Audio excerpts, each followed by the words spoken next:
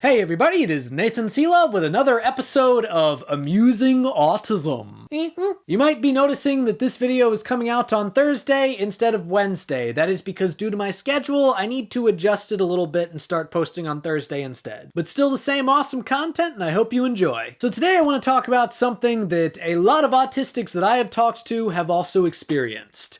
Having arguments with your entire class in elementary school. So I argue a lot, and I like arguing, and I've always liked arguing.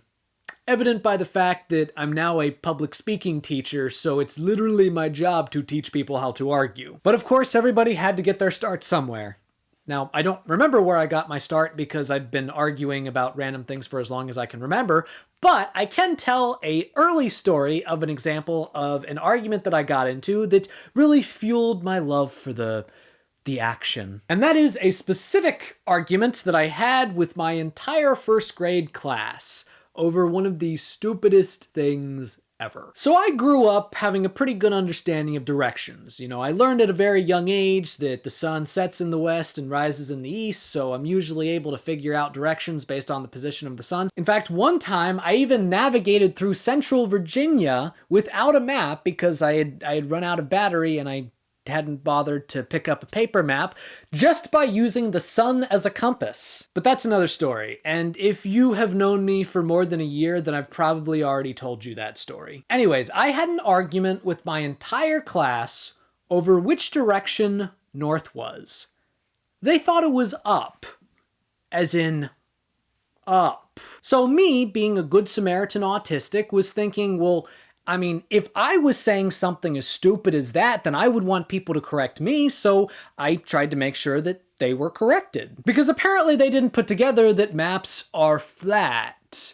And so the fact that north is up on a map means how could it possibly mean up as in up? Dumb first graders. And I just had this argument that went on for months with my entire class about which direction north was. In fact, at one point, one of them even tried to bring a compass in to prove me wrong, and then showed me the compass, and I was like, yeah, that needle is not pointing up. Man, neurotypicals can be so weird sometimes. Then finally, after months of this argument raging on, we finally took it to the teacher. And the teacher very kindly informed everyone that I was actually right, and they were in fact wrong. Now, she didn't use those specific words, but that's what it meant. And I was like, great, finally. Now all of these students can thank me for saving them from a life of ignorance and stupidity. Except that didn't happen. Because apparently neurotypicals don't like being corrected even when they're wrong, which I don't get it. I know.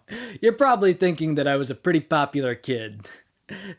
That was sarcasm. Now, in a lot of these videos, I end with some type of serious takeaway or moral to the story or advice that goes along with it, but I don't really have that right now. I mean, this is just something funny that happened when I was a kid and was still learning how neurotypical minds worked. But even if they didn't acknowledge it, and even if it's kind of weird that I still remember it after all these years and I'm still a little salty, let's all remember what the most important part of this story is.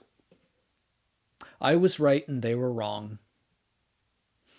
And that's all any autistic can hope for. Well, that is today's video. Thank you so much for watching. If you liked this video, please give it a like, a share, and if you haven't already, subscribe to my channel, check out some of my other stuff, and if you want to support the channel in other ways, support me on Patreon, and you will see me in the next one.